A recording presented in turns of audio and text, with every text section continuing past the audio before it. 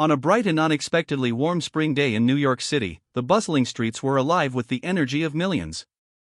Amid the honking horns, hurried footsteps, and towering billboards, young Barron Trump, seeking a glimpse of life beyond his usual privileged bubble, wandered the busy sidewalks of Manhattan. Dressed in simple dark jeans, a navy jacket, and sneakers, he blended into the crowd with a quiet determination to understand the city's real pulse. As he strolled near Central Park, his eyes caught sight of a modest street stall. An elderly woman, her weathered face telling the tale of a long and challenging life, managed a small table displaying an array of handmade goods, intricately embroidered handkerchiefs, delicate wooden carvings, and a few well-worn books. Next to the items hung a handwritten sign, heavy $, everything for $1, heavy $. Barron paused, intrigued by the stark contrast between the opulence of the city and the humble offering before him. Chapter 2, the first words drawn in by the simplicity and authenticity of the scene. Barron approached the stall. He carefully picked up a finely embroidered handkerchief, marveling at the detail and craftsmanship. With a soft yet curious tone, he asked, "Ma'am, is it true that you sell all these items for just $1? The woman looked up, her eyes softening as she recognized genuine interest. "Yes, young man. I sell everything for $1. Times have made me value small gestures more than high prices." Her response resonated with Barron, stirring memories of family stories about hard work and resilience. He couldn't help but purchase not only the handkerchief but also a small wooden carving that depicted a mother cradling her child, an object clearly worth far more than a mere $1. Chapter 3, a mysterious amulet. While examining the items at the stall, Barron's attention was captured by a tiny amulet resting among the goods. Engraved with enigmatic symbols reminiscent of ancient inscriptions, it hinted at a deeper, untold story. Hesitantly, he asked, "Ma'am, what is the story behind this amulet? It looks very special." The vendor's gaze fell, and for a moment, a veil of sorrow mixed with pride passed over her face. "This amulet is the last remnant of my family's legacy. We once had our own workshop, filled with passion and pride, but hardships and misfortune took it all away. Now, each piece I sell carries a part of that lost history." Her words struck Barron deeply. In that instant, he realized that this wasn't merely about inexpensive wares, it was about preserving dignity and heritage in a world that often overlooks the small and fragile.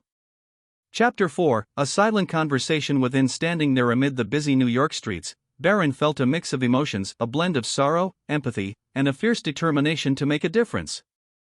He remembered the lessons of compassion and community his family had instilled in him and recognized the urgent need to value what truly matters. As onlookers passed by, many did not notice the quiet conversation unfolding at the humble stall. But for Barron, every moment was filled with a silent promise: he could not let this story remain hidden.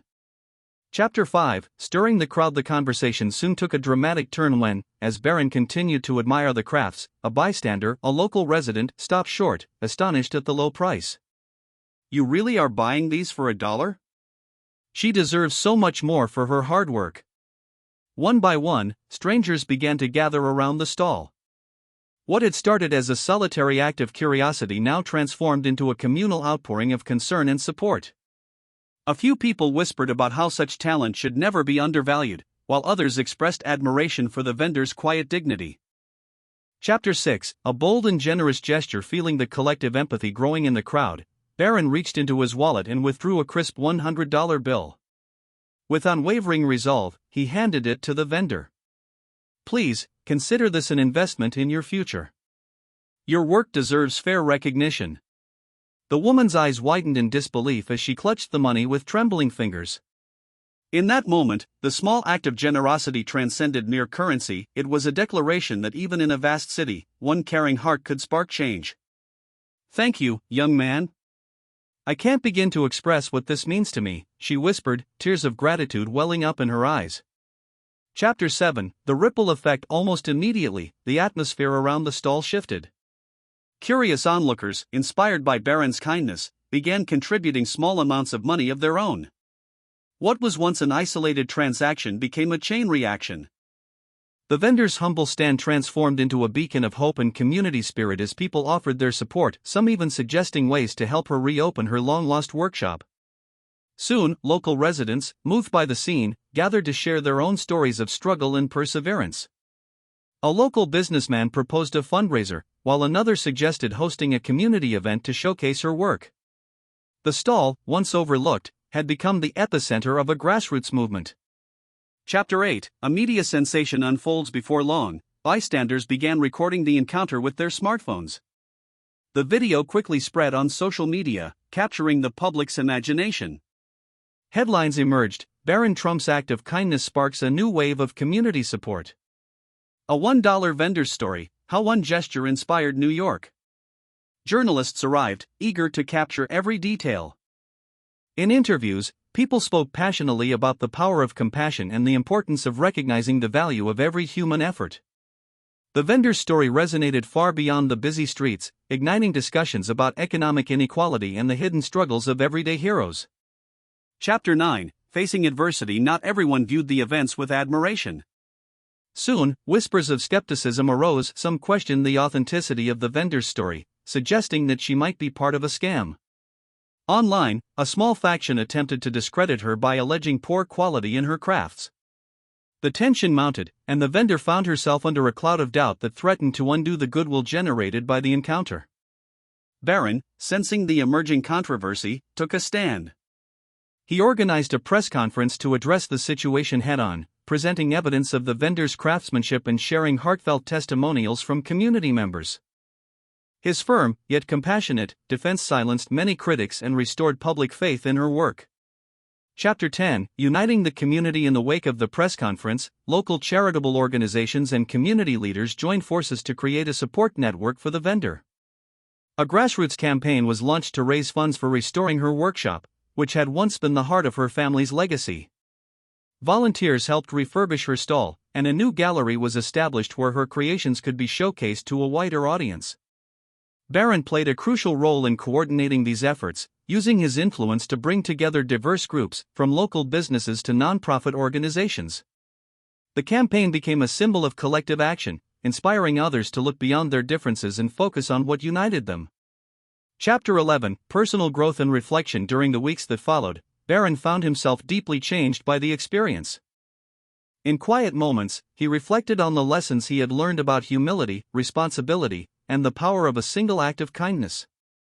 His own life, often surrounded by privilege and expectation, now carried a new purpose, a commitment to give back and help those who had been overlooked. Late one evening, while sitting alone in a modest cafe, he wrote in his journal about the profound impact of the encounter.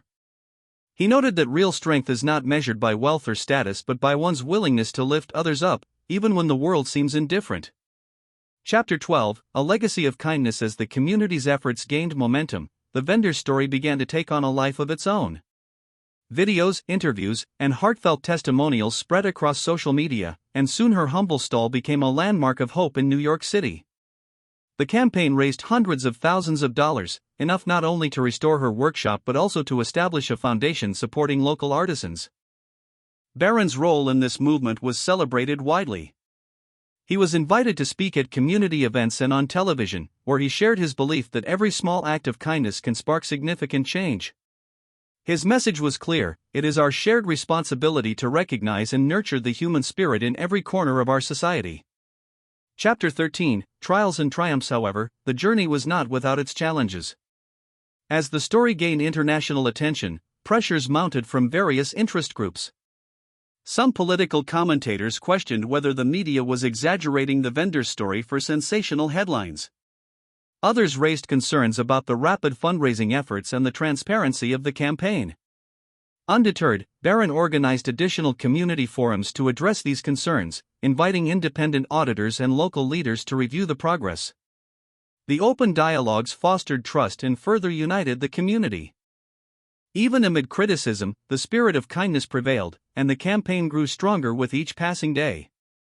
Chapter 14: A moment of revelation. On the final day of the festival celebrating the vendor's restored workshop, a dramatic moment unfolded on stage. The vendor, with tears in her eyes, recounted her journey from hardship to hope in front of hundreds of supportive community members. As she spoke, the screen behind her displayed images of the refurbished workshop, the vibrant community events, and messages of gratitude from people whose lives had been touched. In a powerful climax, Barron stepped onto the stage once more.